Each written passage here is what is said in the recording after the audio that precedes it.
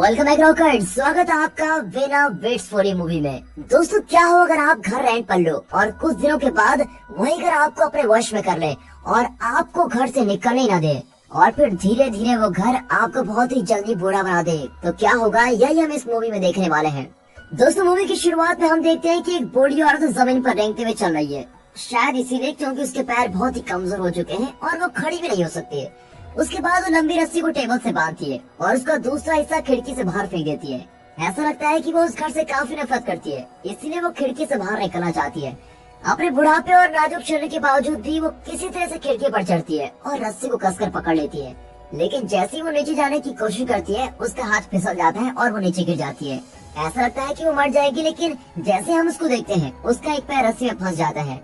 बूढ़ी औरत नीचे जाने की कोशिश करती है, लेकिन रस्सी उसको ऊपर खींच लेती है और वो घर के अंदर वापस आ जाती है और वो खिड़की हमेशा के लिए बंद हो जाती है।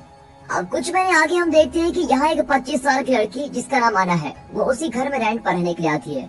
यहाँ बिल्डिंग का मैनेजर मुलेर और पिछले किराएदार उसका स्वागत करते हैं। ऐसा लगता है कि किराएदार वही बूढ़ी औरत है जो हमने पहले देखी थी। अना फिर घर को देखने लगती है और उसको घर काफी पसंद आता है और जब मुलेर अपार्टमेंट का बेहद कम किराया बताता है तो अना बड़ी खुश हो जाती है कि चलो बहुत सस्ते में मिल रहा है और ये अपार्टमेंट सेंट्रल वियना में होता है। फिर एग्रीमेंट को साइन करने से पहले अना उस बूढ़ी औरत से पूछती है कि वो इस अपार्टमेंट को क्यों छोड़ना चाहती है। फिर थोड़ी देर चुप रहने के बाद बूढ़ी औरत जवाब देती है कि वो दुनिया घूमना चाहती है।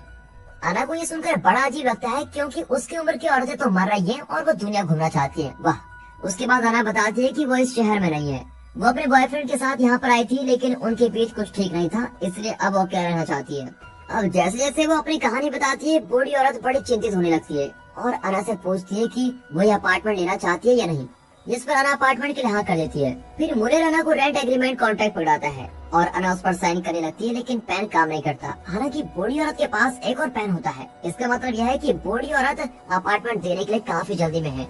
अब जैसे डील पूरी हो जाती है, बूढ़ी औरत अपना सारा सामान लेकर वहाँ से चली जाती है। अब मुलेर अना को अपार्टमेंट की कीज देता है और कहता है कि कोई मदद चाहिए हो तो कॉल कर लेना। उसके बाद वो भी चला जाता है। इसके बाद अना जल्दी से घर को साफ करती है और अपना सारा सामान रखकर दीवारों पर रंग करने लगती है। अपार्टमेंट में काफी धूल भी होती है, इसलिए अना बेकार चीजों को बाहर फेंक देती है और वो शहर पर पड़े कपड़े को भी फेंक देती है। लेकिन जैसे अना कूड़ा फेंक कर वापस आती है तो देखती है कि जगह में पहले जैसी धूल जमी हुई है। उसकी नई पेंटिंग पुरानी हो चुकी है, सारी जगह धूल जम गई है और उसके ताजे फल भी सूख गए हैं और जो कपड़ा शहर पर रखा था वो फिर से वहाँ पर आ गया है। और अना ये सब देखकर बड़ी डर जाती है, लेकिन उस समय वो उसकी ज्यादा परवाह नहीं करती और एक बार फिर उस जगह को साफ करती है। हर बार अना जगह को साफ करती है और वो फिर से वैसी हो जाती है और लगातार काम करने की वजह से अना की आंखों में रिंकल्स आना शुरू हो जाते हैं। फिर उस रात को अना थक कर सोफे पर ही सो जाती है। रात को अचानक से रेडियो अपने आप चलना शुरू हो जाता है और फिर अना उठकर उसको बंद कर देती है। लेकिन अना जब अपना चेहरा आईने में देखती है तो उसे एहसास होता है कि उसका चेहरा काफी बदल गया है। और फिर अगली सुबह गुस्से में अना मैनेजर मुलेर के पास जाती है और उसे ऐसे ड्रावने अपार्टमेंट देने के लिए डांटती भी है। अब अना अपने सिक्योरिटी के पैसे वापस मांगती है, लेकिन मुलेर कहता है कि ये तो मुमकिन नहीं है। उसके बाद मुलेर अना को रेंट एग्रीमेंट कॉन्ट्रैक्ट दिखाता है और उसे बताता है कि उसमें साफ साफ लिखा है कि किराएदार नए किराएदार के आने से पहले ये अपार्टमेंट नहीं छोड़ सकता।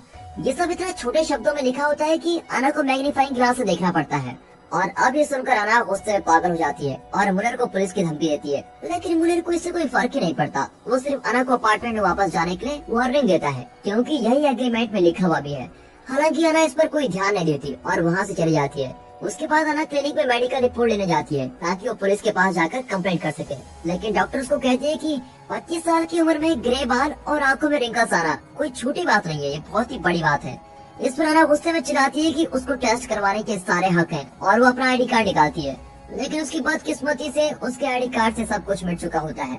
थोड़ी देर बाद अना रात बिताने के लिए होटल में जाती है, लेकिन रिसेप्शनिस्ट फिर अना की आईडी मांगता है जो उसके पास नहीं होते, इसलिए उसको ज्यादा पैसे देने पड़ते हैं। दूसरी रात अना उठती है और देखती है कि वो काफी कमजोर फील कर रही है और अब ये बात सामने आती है कि वो बहुत ही बूढ़ी हो चुकी है, जो कि 80 साल की उम्र की औरत है। अना बेचारी धीरे धीरे बाथरूम की तरफ जाती है और खांसने लगती है, जिससे उसके दांत टूटकर गिर जाते हैं। अगले दिन अना वापस उस हॉन्टेड अपार्टमेंट में जाती है और मुलेर से मिलती है, लेकिन मुलेर उसकी इस हालत से हैरान नहीं होता, बल्कि उसे कहता है कि उसे प्रोटोकॉल्स का पालन करना चाहिए था, जिसमें लिखा हुआ है कि तुम बाहर नहीं जा सकते हो। और अब ये बात सामने आती है कि जो भी कॉन्ट्रैक्ट पर साइन करता है और अगर वो बाहर जाने की कोशिश करेगा तो उसकी उम्र बढ़ती चली जाएगी जब तक कि वो मर नहीं जाता। मुलेर ये भी बताता है कि अपार्टमेंट को अकेले रहना पसंद नहीं है, इसलिए कोई न कोई किराएदार वहाँ पर होना ही चाहिए। और फिर मुनर से बातचीत करने के बाद अना अपने कमरे के लिए चली जाती है। थोड़ी देर बाद मुनर को एहसास होता है कि उसकी माचिस यहाँ पर नहीं है। वो जल्दी से अना के अपार्टमेंट में जाता है और देखता है कि उसका रूम लॉक्ड है। फिर हम देखते हैं कि अना अपने कमरे को जलाने के लिए चारों तरफ विस्की फेंक रही होती है। हालांकि जैसे ही अना माचिस जलाती है, कमरा आग ही नहीं पकड़ता। अना के बार बार कोशिश करने के बाद भी कमरे में आग नहीं लगती और अना के ऐसे करने से अपार्टमेंट बड़ा ही गुस्सा हो जाता है और अना का गला घोटने लग जाता है। वैसे अना नीचे गिर जाती है और हवा के लिए तरसती रहती है। फिर मुनर किसी तरह दरवाजे को खोलकर अंदर आ जाता है और उसके मुंह से कपड़ा निकालकर उसकी जान बचा लेता है। अजीब बात तो ये है कि ये वही कपड़ा है जो हमेशा शेल्फ के ऊपर रखा रहता है। फिर थोड़ी देर बाद मुनर अना को पानी देता है और अपार्टमेंट के बारे में सब कुछ बताना शुरू करता है। मुनर बताता है कि यह अपार्टमेंट बहुत सालों पुराना है और तब से लेकर आज तक इसमें कोई न कोई किराएदार रहता ही है। वो बताता है कि एक बार कुछ स्कूल की लड़के यहाँ पर रहती थी, लेकिन कुछ ही दिनों में वो सभी बूढ़ी हो गई। ये घटना एक न्यूज भी बन गई थी और हर तरफ फैलने लगी थी।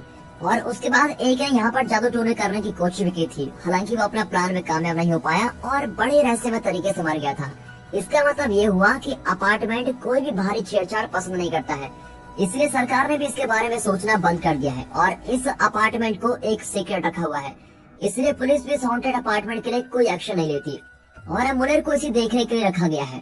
मुनर बताता है कि ये उसका फर्ज है कि यहाँ पर कोई न कोई रहना ही चाहिए। वो आगे बताता है कि उसे ये नौकरी अच्छी नहीं लगती है, लेकिन मजबूरी में करनी पड़ती है। फिर जाने से पहले मुनर कांपती अना को कोई किराएदार ढूंढने के लिए कहता है, क्योंकि उसके पास यही एक चारा है जिससे वो यहाँ से निकल सकती है। आगे हम देखते हैं कि अना मेकअप करके अपने एक्स बॉयफ्रेंड डैनियल से मदद मांगती है, लेकिन दुर्भाग्य से डैनियल उसको पहचान ही नहीं पाता। अना अपनी असली पहचान बताने की कोशिश करती है, लेकिन डैनियल को लगता है कि वो उसकी एक्स गर्लफ्रेंड की दादी माँ है और उसी वक्त डैनियल की न्यू गर्लफ्रेंड उसको गाड़ी में लेने आती है। ये बात सामने आती है कि वो दोनों भी किसी अपार्टमेंट को ढूंढ रहे हैं और अना के पास एक बहुत ही अच्छा मौका होता है कि वो उनको उस अपार्टमेंट में भेज दे, लेकिन वो कुछ नहीं कहती और उनको जाने देती है। उसके बाद रात को जब अना सो रही होती है तब रेडियो फिर से शुरू हो जाता है और कुछ चीजें अपने आप चलने लग जाती हैं।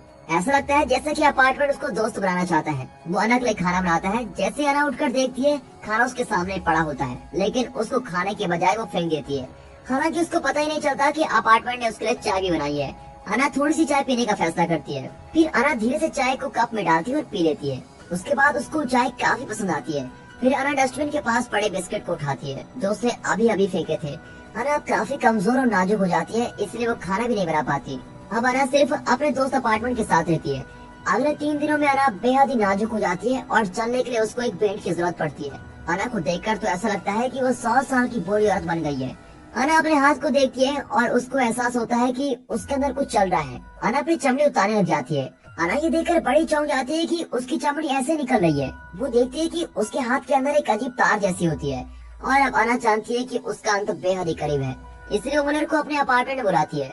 अगले सीन में हम देखते हैं कि एक कपल अपार्टमेंट देखने आता है। वो और कोई नहीं बल्कि अना का एक्स बॉयफ्रेंड डैनियल और उसकी गर्लफ्रेंड होते हैं और हमेशा की तरह वो लोग भी कम रेंट और अच्छे फर्नीचर से बहुत ही खुश जाते हैं और उनको ये भी अच्छा लगता है कि उनके आसपास कोई और नहीं रहता, इसलिए वो लोग कॉन्ट्रैक्ट में साइन करने के मान जाते हैं और मुनर भी खुशी खुशी उनको रेंट एग्रीमेंट पकड़ा देता है। डैनियल उस पर साइन करने के तैयार ही हो रहा होता है, लेकिन तभी अना आसपास हो रही चीजों को देख रही होती है और उसको अचानक उस समय का फ्लैशबैक दिखाई देता है जब उसे इस जाल में फंसाया गया था और फिर उसको अपना दर्द याद आता है कि किस तरह से वो इन सभी चीजों से गुजर रही है। इसलिए डैनियल के उस डेथ वारंट जैसे एग्रीमेंट पर साइन करने से पहले ही अना डैनियल के हाथ पर गरम गरम चाय गिरा देती है और उसको दूर भगा देती है। उसके बाद अना उन लोगों पर चिल्लाती है और कहती है यहाँ से चले जाओ और कभी वापस मत आना। ये देखकर तो डैनियल और उसकी गर्लफ्रेंड तंग रह जाते हैं, लेकिन बिना कुछ कहे वहाँ से चले जाते हैं और इसके साथ ही अना इस अपार्टमेंट से निकलने का आखिरी मौका भी खो देती है। वो चाहती तो अपने एक्स बॉयफ्रेंड को इस जाल में फंसा सकती थी और अपने कुछ आखिरी दिन आराम से गुजार सकती थी, लेकिन उसने ऐसा नहीं किया।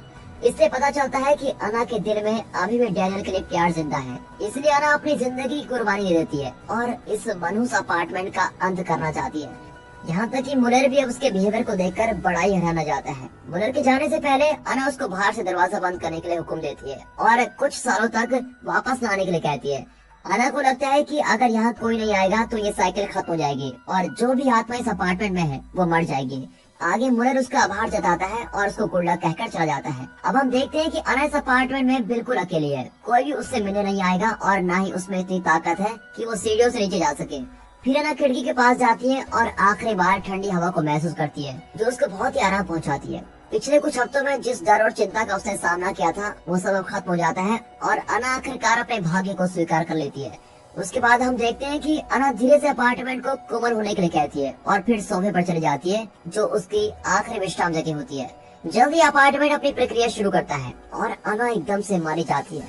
उसके बाद धीरे धीरे सोफा उसका सर निकल जाता है और वो उसका हिस्सा बन जाती है। फिर धीरे धीरे उसका शरीर भी सोफे में घुलना शुरू हो जाता है, सिर्फ उसके कपड़े वहीं बचते हैं। और अब हम देखते हैं कि अना का दिल धागा बनकर निकलता है और अपने आप ही सोफे के कुशन में जुड़ जाता है। अना का सर एक सफेद कपड़े के रूप में सोफे पर दूसरे कपड़ों के साथ आ जाता है और इससे पता चलता है कि अपार्टमेंट खुद को नया करने के लिए अपने शिकार का इस तरह इस्तेमाल करता है। हालांकि अब हम ये अंदाजा लगा सकते हैं कि अपार्टमेंट भी जल्दी मर जाएगा। और दोस्तों यहाँ पर ये मूवी खत्म होती है। तो दोस्तों कैसी लगी आपको मूवी? जैसा कि हमने देखा कि अना का बॉयफ्रेंड उसको छोड़ देता है और उसके बाद उसे घर भी ऐसा मिलता है। दोस्तों क्या आपको नहीं लगता कि सब कुछ कुदरत का लिखा होता है? चलिए छोड़िए इस बात को और कमेंट करके जरूर बताइएगा कि आपको ये मूवी कैसी लगी और जो मुलर ने अना के साथ किया वो ठीक था और अना ने जो डैनियल के साथ किया वो सही था या गलत? कमेंट करके अपनी राय जरूर दें। बाकी मिलते हैं ऐसी मजेदार मूवीज के साथ, तब तक के लिए गुड बाय, अपना ख्याल रखिए and finally thanks for watching.